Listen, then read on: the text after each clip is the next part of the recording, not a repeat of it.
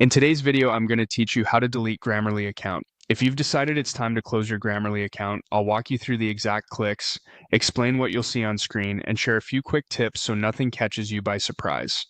Start by opening your browser and going to Grammarly's web app. Make sure you're signed into the account you want to remove.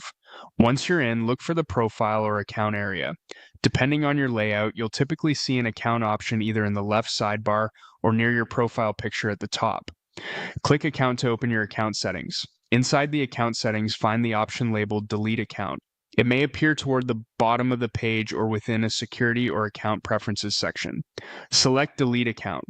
Grammarly will show a warning explaining that deletion is permanent. This means your access will be removed and your personal data associated with the account, like saved documents and settings, will no longer be available.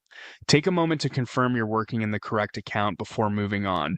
When you're ready, choose Yes, continue with account deletion. This confirms that you understand the consequences and want to proceed. At this point, Grammarly may ask you to verify your identity using the same sign-in method you used to create the account. If you originally signed up with Google, you'll see a Google window prompting you to choose an account. Select the Google account that matches your Grammarly profile, then click it to continue.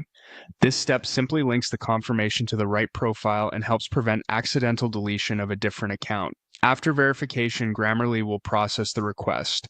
You may be logged out and you should see or receive confirmation that the deletion has been initiated. Once the request completes, any signed-in sessions across the desktop app, mobile keyboard, or browser extensions will stop working for that account, and you won't be able to recover the profile later.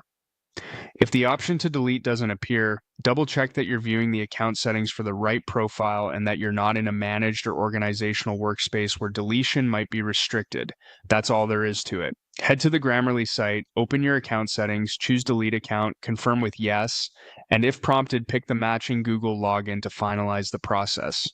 Thanks for watching, and I hope this walkthrough made closing your Grammarly account quick and clear.